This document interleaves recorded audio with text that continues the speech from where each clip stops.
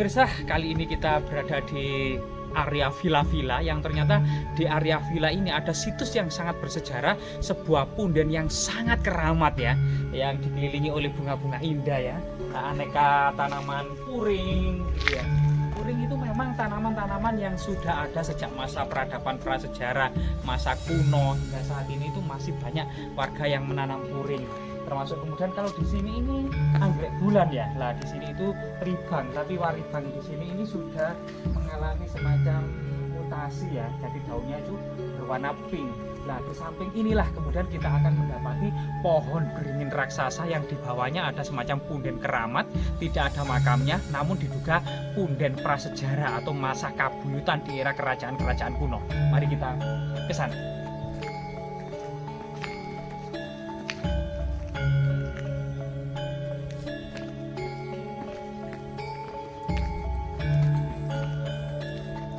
Di pohon beringin raksasa ya, beberapa prasasti di Jawa kuno itu menyebut waringin bodhi. Jadi bodhi waringin. Jadi pohon bodhi berasal dari kata bahasa Sangsekerta yang artinya adalah wahyu, di mana kemudian Pangeran Siddhartha Gautama mendapatkan wahyu di bawah pohon bodhi. Sedangkan kemudian pohon bodhi ini di Jawa kemudian juga diidentifikasi ada pohon bodhi yang asli dari India, ada juga pohon beringin yang juga disebut waringin bodhi. Nah ini salah satu kemudian bodhi waringin. Nah ini sesuatu yang sangat luar biasa sekali. Sedangkan kemudian dalam kitab Negara Kertagama, Empu Prapanca ya, Empu Prapanca ini nama samaran. Nama aslinya adalah Samget Padelegan dan Acarya Nadendra, seorang yang pernah menjabat Dharma Daksa Kasogatan atau pejabat tinggi urusan agama Buddha, menulis bahwasana jalan-jalan di sepanjang jalan ibu kota istana kerajaan Majapahit berjajar rapi pohon beringin atau yang dikenal dengan pohon Brahmastana, di mana diceritakan bahwasanya pohon Brahmastana berkaki bodhi berjajar panjang berbentuk aneka rupa tempat para tanda jaga paseban, yaitu paseban untuk menerima tamu kenegaraan ya oleh raja-raja dan para petinggi kerajaan Majapahit. Coba kita memasuki area yang sangat wingit dan sangat sakral.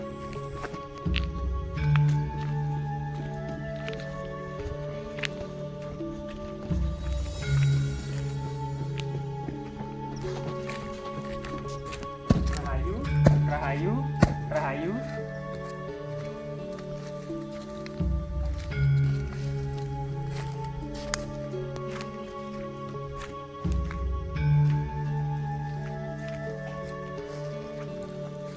Rahayu, rahayu, rahayu. Om wilaheng sekaring jagat gawana langgeng, sekaring kajang, sekaring mayang, mbah putunipun sowan.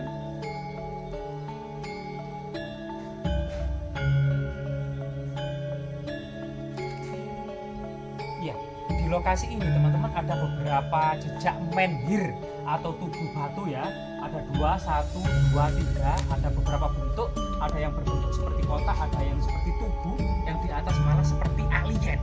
Nah itu yang di atas itu ya, mirip penis atau alat kelamin laki-laki sebagai lambang kesuburan, lambang kekuatan dan kekuasaan juga, termasuk memang lambang bersemannya arwah-arwah leluhur.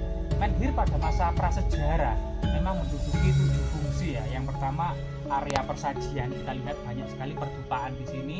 Yang pertama lambang kesuburan, yang kedua itu adalah tempat bersemayam arwah-arwah leluhur, mengikat binatang korban sebagai upacara pengorbanan, sebagai peringatan, sebagai musyawarah para tetua desa ya, termasuk kemudian lambang kekuatan dari kemudian para tetua desa pada waktu itu dalam membangun dan membina masyarakat yang sangat luas. Dimana kemudian jika kita lihat di bawah pohon raksasa ini memang ada beberapa batu yang lainnya ya, seperti ini. Nah seperti ini, coba kita keliling ada mungkin sesuatu petunjuk. Dan memang pohon-pohon di sini memang mirip ya, seperti semacam menhir atau dolmen masa prasejarah.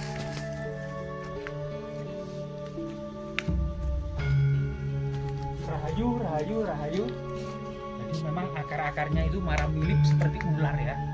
Nah, malah akar-akarnya itu ada berlengkok-lengkok. Nah, di sini kita mendapati semacam meja batu persajian. Pada masa lalu disebut dolmen ya, meja batu atau dolmen. Memang ini satu kesatuan tradisi masyarakat prasejarah, di mana kemudian persajian menjadi unsur penting dalam masyarakat agraris.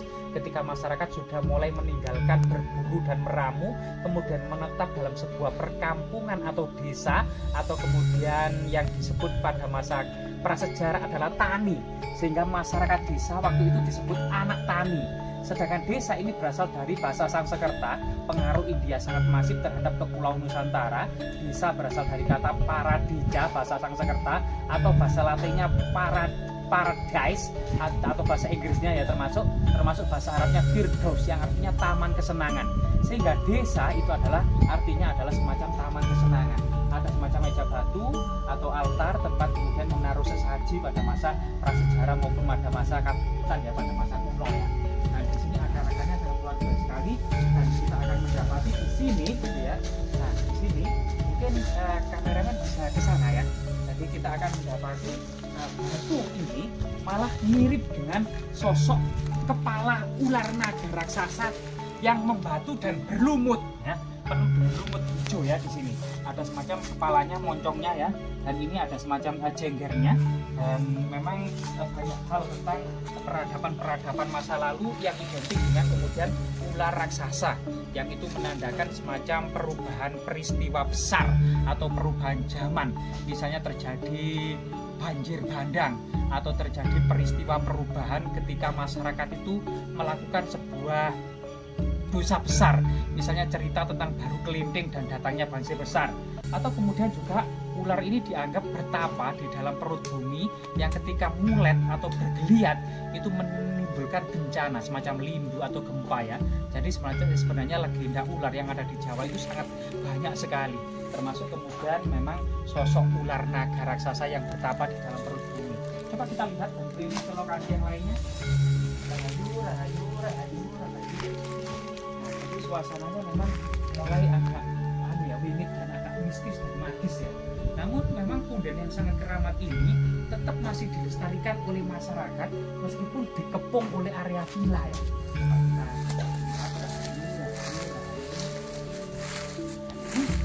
Yang kita pegang ini sebenarnya akar loh. Jadi ini akar, bukan ular naga raksasa. Ini akar ini. Tetap kita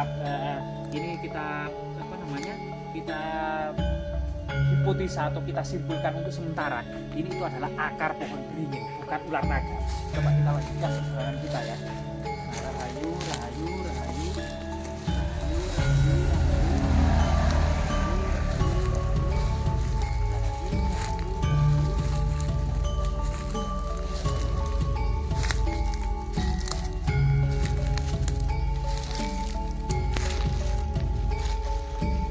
Memang sangat luar biasa sekali akar pohon beringin ini ya. Akarnya sampai menjuntai kemana-mana seperti sekawanan ekor ular raksasa gitu ya, yang sangat luar biasa sekali. Bahkan batang-batangnya itu sampai kemudian memasuki area villa ya, Dan ini semuanya masih dilestarikan gitu ya, dilestarikan oleh masyarakat dalam sebuah tradisi monumental serta kemudian budaya tentang sebuah situs-situs yang sangat bersejarah, situs religi, situs magis, yang tentunya situs ini dari segi fakta dan realita ini diduga merupakan situs kabuyutan atau situs prasejarah Neolitik megalitik. Artinya kita merupakan mata rantai dari generasi masa lalu yang kemudian memiliki pola-pola sejarah yang sama dengan kemudian kehidupan religi yang merupakan bagian tidak terpisahkan dari masyarakat Jawa yang terus berkembang hingga saat ini. Dan perubahan budaya mengalami semacam proses-proses yang sangat dinamis. Namun ada makna-makna yang bisa kita ambil, yaitu makna-makna toleransi, makna-makna akulturasi budaya, serta makna-makna pluralitas. Semoga bermanfaat.